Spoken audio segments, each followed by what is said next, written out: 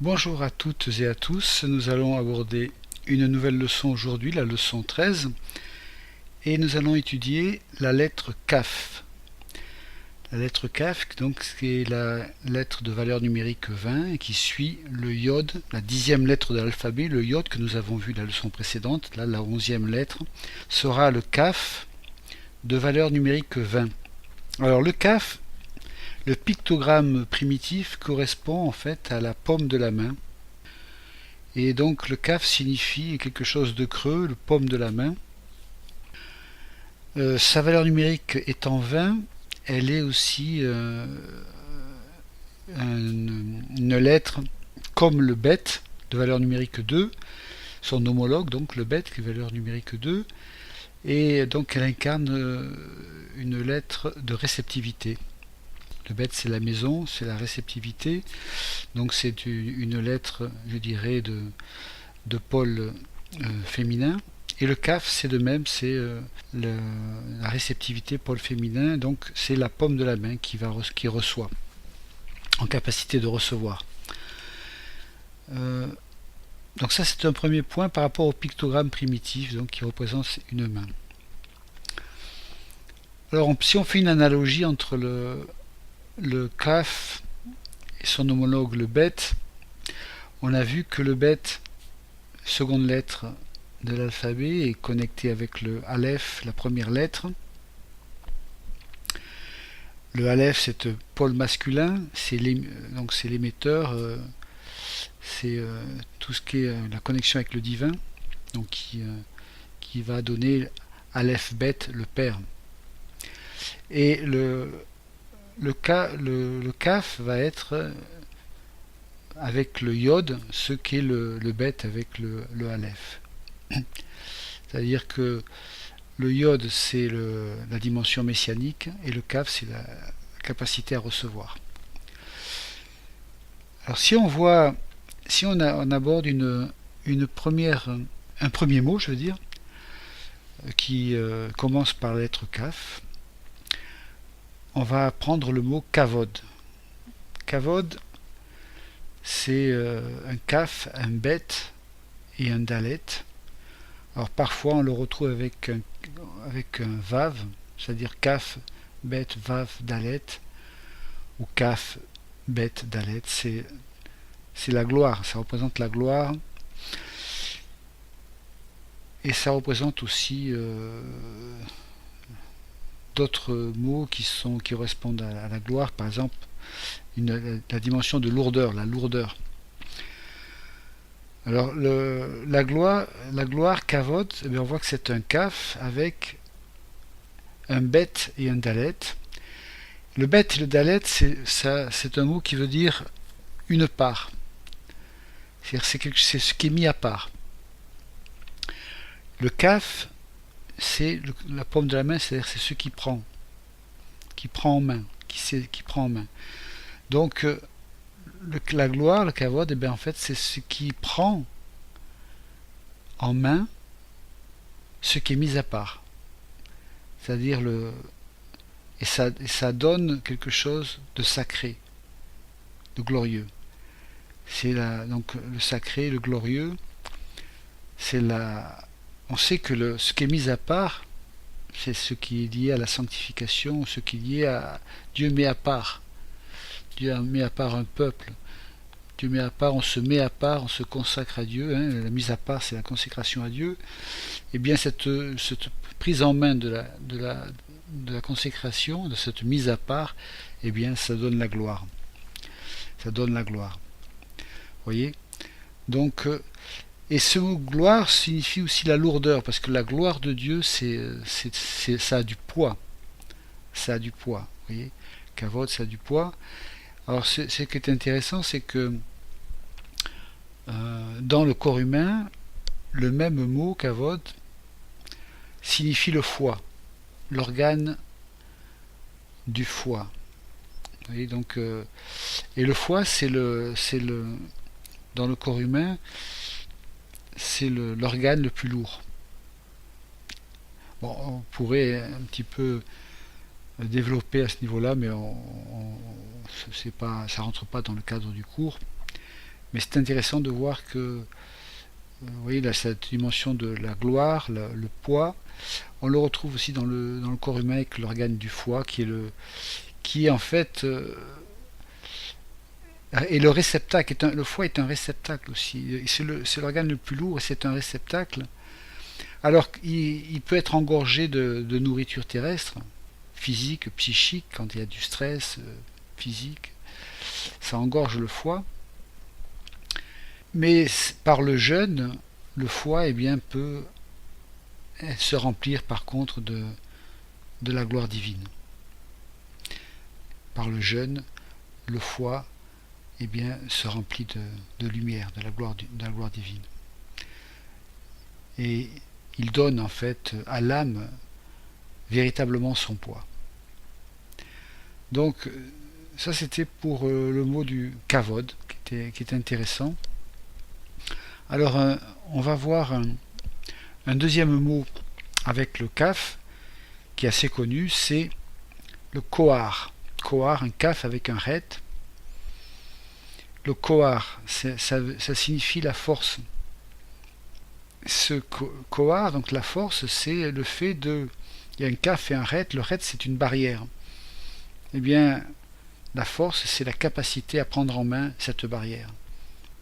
C'est-à-dire la prendre en main, la dominer. La contrôler, la dominer, la prendre en main. La barrière, c'est la force. Le kohar.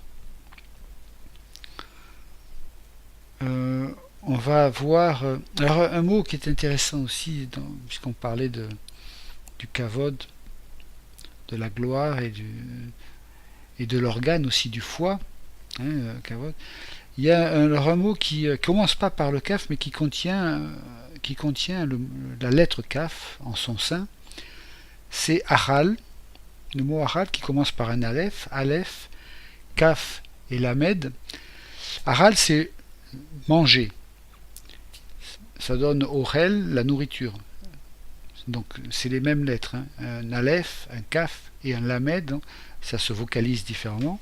Orel, c'est la nourriture, achal, manger. Et donc là c'est très intéressant parce que là on voit un aleph, un kaf et un lamed. Le aleph et le lamed, c'est Dieu, elle. C'est elle. Et le kaf, c'est cette main, cette paume de la main, donc en réceptivité. Et donc la nourriture, c'est ce qu'on reçoit de Dieu. Donne-nous notre pain quotidien, Dieu nous nourrit. Et cette nourriture, c'est en fait manger, c'est recevoir de Dieu. Cette main, paume de la main qui reçoit Dieu. Alors manger, c'est recevoir, se nourrir de Dieu. Et je dirais, quand on jeûne, eh bien on mange aussi, on mange spirituellement aussi le jeûne. Le jeûne, c'est aussi une nourriture, mais qui est par contre spirituelle. On s'abstient de manger par la bouche, mais on se nourrit par l'esprit. Et donc cette notion de nourriture, qu'elle soit spirituelle ou physique, eh bien c'est de recevoir de Dieu. La nourriture, elle se reçoit de Dieu. Et elle doit se recevoir que de Dieu. Un jeûne doit se faire quand on jeûne, on doit jeûner pour prier, pour se nourrir de Dieu, pour méditer, pour se consacrer à Dieu. Parce que s'il y a des jeûnes dans certaines traditions, dans certaines religions, dans certaines sectes, où on n'est pas connecté à Dieu et on jeûne et on se nourrit de mauvais esprits. Donc le jeûne, ça peut être dangereux, c'est pas forcément un signe de vertu. Mais je parle de ça parce que dans ce mot de nourriture, de manger, on voit qu'il y a cette dimension de recevoir de Dieu. La nourriture, la main, paume de la main qui reçoit de Dieu. Donc c'est un très beau mot, Orel, un très beau mot avec les lettres très expressives.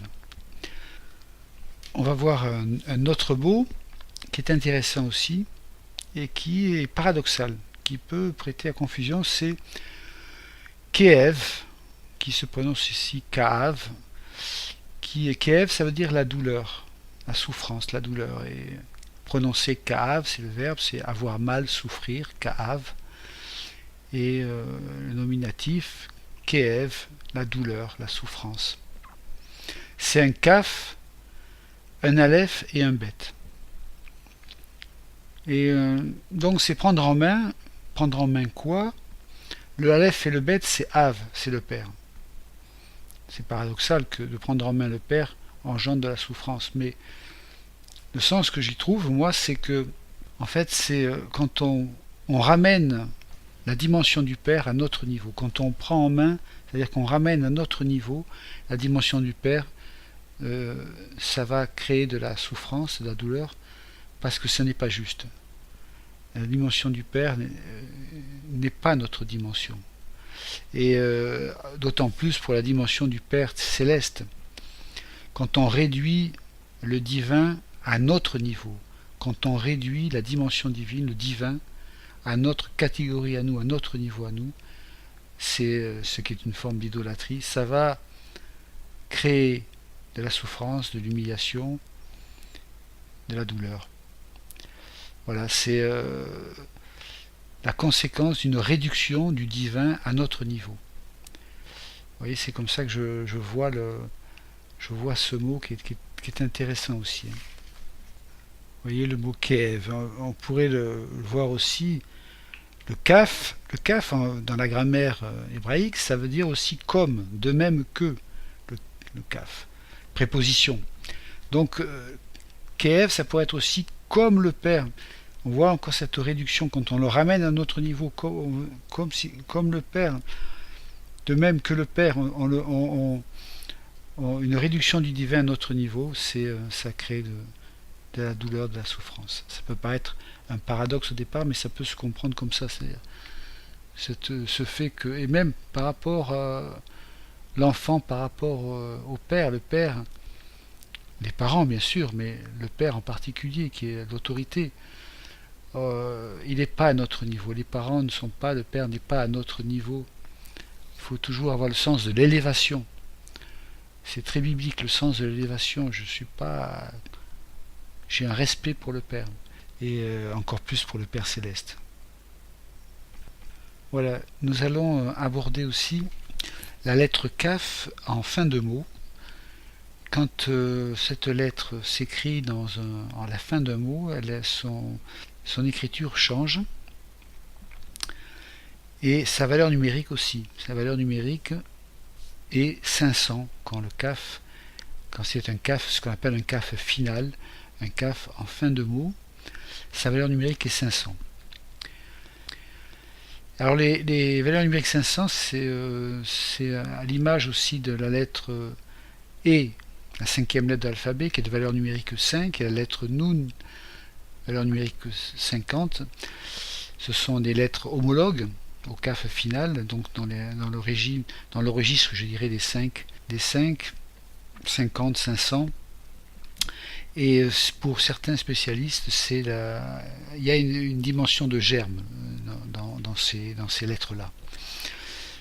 Nous, on va rester sur le sens initial de base, qui est cette pomme, le kaf, une pomme, la pomme de la main, donc cette dimension de réceptivité. Et on voit que c'est très intéressant aussi dans certains mots, par exemple, des mots qui se terminent par le kaf final.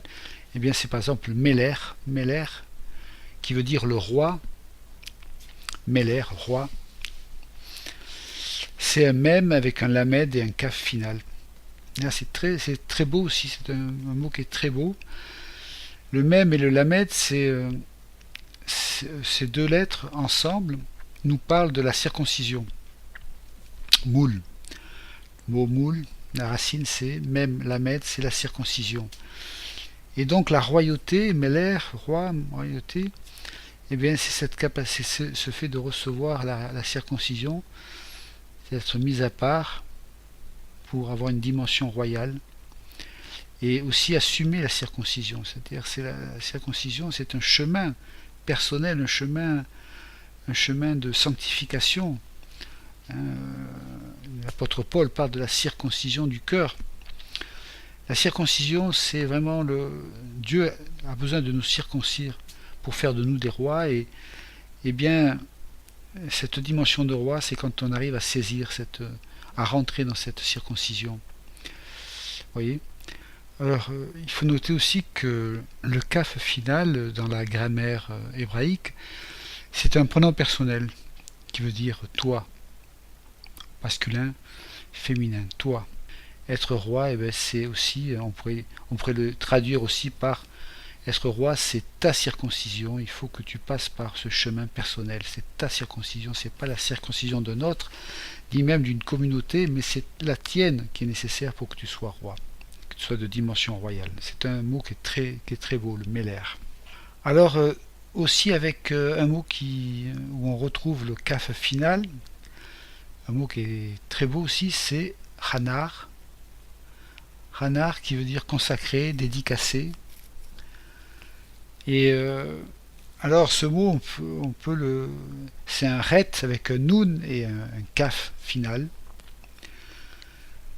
Un ret, nun, kaf final, consacré, s'initier, dédicacer, initier, dédicacer. Eh bien, cette consécration, cette dédicace, c'est aussi cette dimension donc du kaf qui reçoit quoi, qui pour arriver à cette consécration, eh bien, il a besoin de la grâce. Le ret et le nun, ran, qui veut dire grâce, le fait de recevoir cette grâce pour la consécration sans la grâce de Dieu, elle est vouée à l'échec. La consécration consacrée, eh bien, c'est demander avant tout vraiment recevoir la grâce de Dieu pour une œuvre, une dédicace aussi, en appeler à la grâce de Dieu. Vous voyez, c'est appeler la grâce de Dieu, c'est saisir, prendre en main la grâce de Dieu. Vous voyez, alors on pourrait alors il y a une approche aussi différente, mais un peu plus compliquée, c'est Hanar, c'est aussi Ren, Rer, je veux dire Rer, le palais, avec le Nun au milieu. Et donc la consécration, consacrée, dédicacée, eh bien c'est aussi mettre avoir le germe à l'intérieur du palais qui est appelé à croître pour rentrer dans sa dimension de maturité. Bon, moi j'aime bien le sens plutôt de saisir la grâce consacrée. Et ce Hanar consacré va donner Hanouka, la fête des Lumières. Le temps, la fête des Lumières, hein, en décembre, le temps où la lumière, à un moment donné, sort des ténèbres, comme le Noël chrétien. Le Noël chrétien qui aussi nous parle de la lumière qui apparaît dans les ténèbres. Espérance pour les nations, le salut d'Israël, le Messie, Jésus. Alors un dernier mot avec ces mêmes lettres, on a vu Hanar, Hanouka, et bien il y a Enoch aussi, Hanor, qui est le mot Enoch, donc qui s'écrit avec un ret, nun, un vav et un kaf final.